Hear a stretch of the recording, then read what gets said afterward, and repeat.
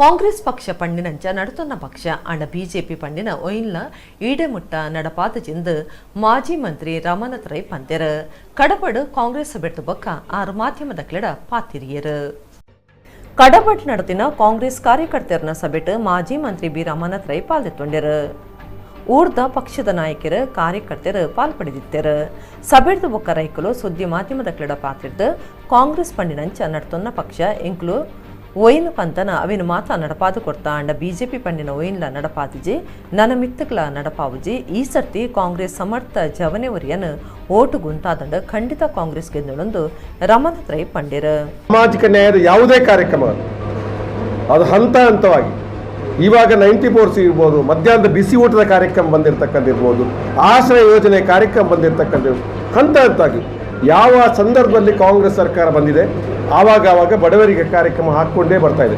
ಇವಾಗ ಪ್ರಣಾಳಿಕೆಯಲ್ಲಿ ಘೋಷಣೆ ಕಳೆದ ಸಾರಿ ಇಡೀ ಜಗತ್ತಿನಲ್ಲಿ ಒಂದು ದೊಡ್ಡ ಕಾರ್ಯಕ್ರಮವನ್ನು ಕಾಂಗ್ರೆಸ್ ಪಕ್ಷ ಕೊಟ್ಟಿದೆ UPA ಸರ್ಕಾರ. ಅದು ಮಹಾತ್ಮ ಗಾಂಧಿ ಉದ್ಯೋಗ ಖಾತ್ರಿ ಯೋಜನೆ. ಅದು ಅಭಿವೃದ್ಧಿ ಕಾರ್ಯಕ್ರಮ ಅಲ್ಲ, ಕೂಲಿಗಾಗಿ ಜನರು ಕೊಡ್ತಕ್ಕಂಥ ದೊಡ್ಡ ಕಾರ್ಯಕ್ರಮ. ಈಗ ಪ್ರಣಾಳಿಕೆಯಲ್ಲಿ ಘೋಷಣೆ ಮಾಡಿದ್ದಾರೆ ಕನಿಷ್ಠ ಕೂಲಿ.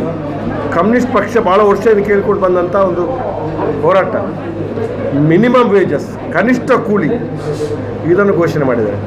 ಒಂದು ವಿಚಾರವನ್ನು ತಮ್ಮ ಗಮನಕ್ಕೆ ತರೋದು, ನಮ್ಮ ಪ್ರಣಾಳಿಕೆಯಲ್ಲಿ ಏನು ಘೋಷಣೆ ಮಾಡಿದೆ ಅದನ್ನು ಅನುಷ್ಠಾನ ಮಾಡಿರ್ತಕ್ಕಂಥ ಪಕ್ಷ ಇದ್ದರೆ ಅದು ಕಾಂಗ್ರೆಸ್ ಪಕ್ಷ.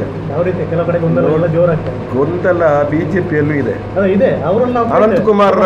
ಅನಂತಕುಮಾರ್ ಹೆಂಡತಿಗೆ ಸೀಟು ಕೊಡ್ತೇನೆ ಅಂತೇಳಿ ಯಾಕೆ ಕೊಟ್ಟಿಲ್ಲ, ಅದು ಅಂಥ ಗೊಂದಲಗಳು ಸಾಮಾನ್ಯವಾಗಿ ಬಿಜೆಪಿಯಲ್ಲಿ ಕೂಡ ಇದೆ. ಸ್ವಲ್ಪ ಕಾಂಗ್ರೆಸ್ಗೆ ಜಾಸ್ತಿ ಪ್ರಚಾರ ಸಿಕ್ಕಿರ್ಬೋದು, ಆದರೆ ನಾವು ಹೊಂದಾಣಿಕೆ ಮಾಡುವಾಗ ನಾವು ಅಡ್ಜಸ್ಟ್ಮೆಂಟ್ ಮಾಡಿ ಎಷ್ಟು ಯಾಕೆ ಎಲ್ಲ ಗೆಲ್ಲಬಾರ್ದು, ಕಾಂಗ್ರೆಸ್ ಗೆಲ್ತದೆ. ನಮಗೆ ಅಷ್ಟು ಇಷ್ಟು ಅಂತ ಹೇಳ್ತಿಲ್ಲ, ಎಲ್ಲವನ್ನ ಯಾಕೆ ಕಾಂಗ್ರೆಸ್ ಗೆದ್ದಿಲ್ವಾ ಎಲ್ಲ ಒಂದೊಮ್ಮೆ